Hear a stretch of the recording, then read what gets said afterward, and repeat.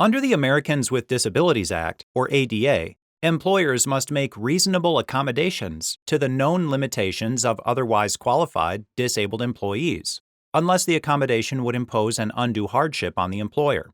But does this mandate require an employer to reassign a disabled employee to a vacant position if the reassignment would violate the employer's policy to hire the most qualified candidate for the position? The Eighth Circuit Court of Appeals considered this question in Huber v. Wal-Mart Stores. Pam Huber worked as a grocery order filler for Wal-Mart.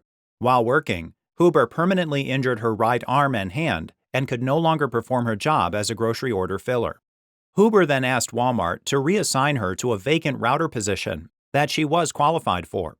However, Wal-Mart had a policy of hiring the most qualified applicant for any of its job openings and required Huber to apply and compete with others interested in the router position. Ultimately, Wal-Mart filled the router position with a non-disabled applicant who was the most qualified for the job.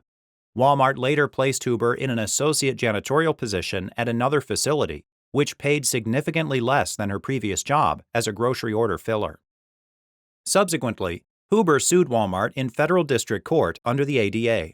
Specifically, Huber argued that under the ADA's mandate to provide disabled employees with reasonable accommodations, Wal-Mart was required to reassign her to the vacant router position without forcing her to compete with other applicants for the job. Wal-Mart disagreed and argued that it had a legitimate, non-discriminatory policy of hiring the most qualified applicants for its job openings, and that it wasn't required to give preference to Huber for the vacant router position. Both parties filed cross motions for summary judgment, and the court granted Huber's motion. Wal-Mart appealed to the United States Court of Appeals for the Eighth Circuit.